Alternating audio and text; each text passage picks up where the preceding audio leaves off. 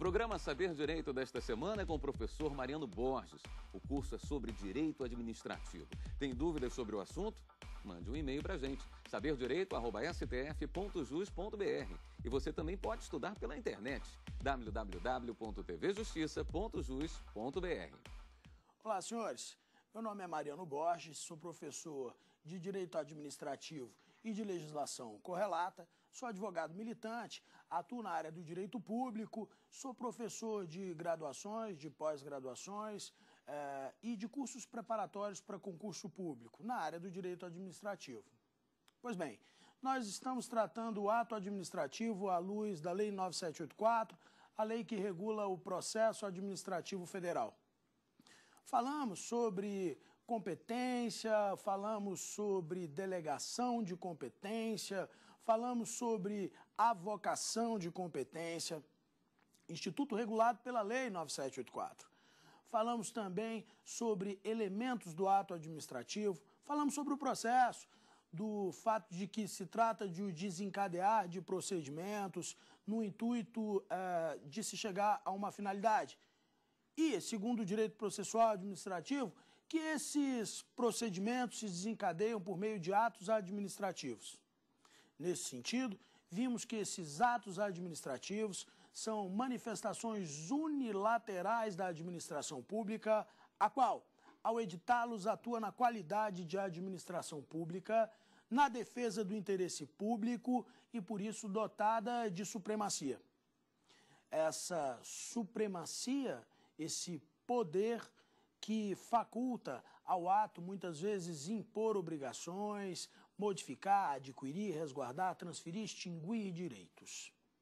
Vimos também que a administração, eventualmente, atua também sob regras de direito privado, sobre regras predominantemente de direito privado, porque quando atua em um dos polos de qualquer que seja a relação jurídica, essa relação nunca será totalmente regida por regras de direito privado. Um reporte ao ato administrativo, após a sua conceituação, vimos também que trata-se de um ato da administração, como espécie ato administrativo, a qual atua na satisfação do interesse público e sob regime jurídico de direito público. E por isso recebe do ordenamento jurídico uma série de prerrogativas especiais. A formação desse ato se dá pela conjunção de elementos, os quais nós chamamos de elementos do ato, chamamos também de ciclo de formação, de condição de existência.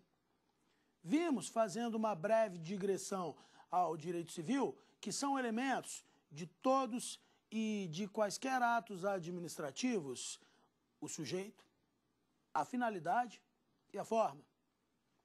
Esse sujeito que nós comumente chamamos de competência no direito administrativo, de sujeito competente. Eventualmente encontramos alguma doutrina que o chama também de agente. Não é qualquer agente, não é qualquer sujeito, não é qualquer competência. Esse é um sujeito dotado de capacidade para a prática do ato, que possui também uma forma, um revestimento material. É uma forma prescrita, mas não pode ser proibida pela lei, e que também possui um objeto que deve ser lícito, que deve ser possível, que deve ser determinado e que deve ser ao menos determinável. Pois bem, esse é o ato jurídico. Esse elemento, já que ele assiste a todos os atos jurídicos, ele também deverá apresentar-se nos atos administrativos, por lógico, pois o ato administrativo nada mais é do que um ato jurídico qual produz os seus efeitos na seara do direito público, mais precisamente na órbita do direito administrativo. Temperamos esse ato administrativo, esse ato jurídico, temperamos esse ato jurídico com o interesse público. E aí, acrescentando o interesse público, o elemento, acrescentando o tempero interesse público, aí nós transformamos esse ato jurídico em um ato administrativo, um ato jurídico administrativo, composto pela conjunção dos elementos competência, finalidade, forma, motivo e objeto, que é a sua sucessão, a sucessão desses atos que desencadeiam o processo. Naturalmente, por isso, vem ser um dos elementos, uma das importantes regulações da própria lei do processo. Esse interesse público manifesta-se no ato através dos elementos motivo e finalidade. Não obstante, por isso, o ordenamento jurídico traz duas importantes teorias para controlá-los. A teoria dos motivos determinantes controla o motivo e a teoria do abuso de poder controla a finalidade e controla também a competência. Competência quem faz e a finalidade para que faz. Finalidade primária de todo e qualquer ato administrativo será sempre retratadora do interesse público e dando continuidade, então, a isso que nós acabamos de arrematar, vamos falar sobre o motivo. Motivo. Todos os atos administrativos apresentam um motivo. Vem cá, o que diz o princípio da legalidade? O princípio da legalidade, ele, baseado em ideais liberais, aquele princípio da legalidade, o qual nós aplicamos a nós, administrados, nas nossas relações tipicamente regidas por regras de direito privado, ele diz que ninguém é obrigado a fazer ou a deixar de fazer alguma coisa, senão em virtude de lei. Então, em linhas gerais, segundo o princípio da legalidade, o que não é proibido é permitido. Agora, esse mesmo princípio da legalidade, quando for aplicado ao âmbito da administração pública, ele é muito mais rígido. Esse mesmo princípio da legalidade, quando for aplicado ao âmbito do direito administrativo, ele é muito mais rigoroso. Por quê? Enquanto nós, particulares, em face do princípio da legalidade, podemos fazer tudo que a lei não nos proíbe, a administração pública, por outro lado, em razão do mesmo princípio, só pode fazer aquilo que a lei expressamente autoriza. Eu, comumente em sala de aula, peço para que os meus alunos repitam muito a palavra expressamente, para sempre lembrar o vigor, para sempre lembrar a rigidez com a qual deve se dar a aplicação do princípio da legalidade ao âmbito da administração pública. O princípio da legalidade, quando for aplicado ao âmbito da administração pública, ele é muito mais rígido, ele é muito mais rigoroso. Pois, enquanto nós particulares, em face do princípio da legalidade, podemos fazer tudo aquilo que a lei não nos proíbe, a administração pública só pode fazer aquilo que a lei expressamente autoriza. A administração, então, quando em observância ao princípio da legalidade, tem uma submissão muito abrangente. A administração só pode fazer o que a lei expressamente autoriza. Pois bem, essa menção ao princípio da legalidade, ela é sempre preponderante quando se estuda qualquer que seja a atuação da administração pública.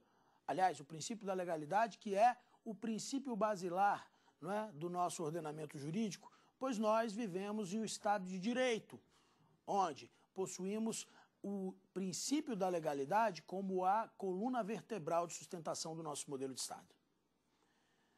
Nesse sentido, o elemento motivo recebe, sem dúvida nenhuma, uma grande importância no ato administrativo. Motivo é a razão, motivo é a razão, motivo é o porquê, motivo é a razão de fato e a razão de direito. Motivo é a razão de fato e motivo é a razão de direito. Motivo é o fato, motivo é o fundamento legal. Pois bem, sendo o motivo uma razão de fato e uma razão de direito, um fato e um fundamento legal, podemos concluir o seguinte: todos os atos administrativos possuem um motivo. Invariavelmente, não existe um ato administrativo o qual não possua um motivo. Todos os atos possuem um motivo, um porquê, uma razão. Olha, como exemplo, eu posso te citar a demissão de um servidor. O servidor público foi demitido após o devido processo disciplinar, onde lhe foi ofertado contraditório e ampla defesa. Pois bem, qual foi o motivo da demissão? A demissão tem um motivo. O motivo é uma razão de fato, o motivo é uma razão de direito. O motivo é um fato, o motivo é um fundamento legal. Foi demitido. Qual é o ato administrativo? Pois bem, olha, é importante para a gente verdadeiramente entender o motivo do ato, a gente visualizar um ato administrativo. Porque uma coisa é o professor chegar para você e falar assim, olha, motivo é a razão de fato, é a razão de direito, é o fato e o fundamento legal que enseja a prática do ato administrativo, de determinado ato. Você entendeu? Não, né? A maioria das pessoas, eu mesmo, quando vi esse conceito, essa definição, a princípio não consegui materializar o que ela dizia. Falei do princípio da legalidade pelo seguinte, um professor uma vez me disse que você só entendeu verdadeiramente o motivo de um ato administrativo quando você conseguiu olhar para aquele motivo e vislumbrar dentro daquele ato o princípio da legalidade. Então, olha, sugeri que nós utilizássemos a demissão de um servidor. Pois bem, a demissão de um servidor tem sempre um motivo. Qual foi o motivo da demissão? O motivo vai ter um fato, o motivo vai ter um fundamento legal. Só o fato não é o motivo. O fato é parte do motivo. O fundamento legal é outra parte. Esse fato tem que corresponder a esse fundamento legal e gerar a essa demissão. Porque a administração pública só pode fazer aquilo que a lei expressamente autoriza. Pois bem, o servidor foi demitido porque praticou um ato de corrupção. Corrupção, segundo prescreve o dispositivo do artigo 132 da Lei 8.112 de 90, será punido com a aplicação da penalidade de demissão. Penalidade de demissão que é a penalidade mais gravosa possível de ser acometida a um servidor o qual tenha cometido uma falta funcional. Pois bem, foi demitido por quê? Qual o motivo da demissão daquele servidor?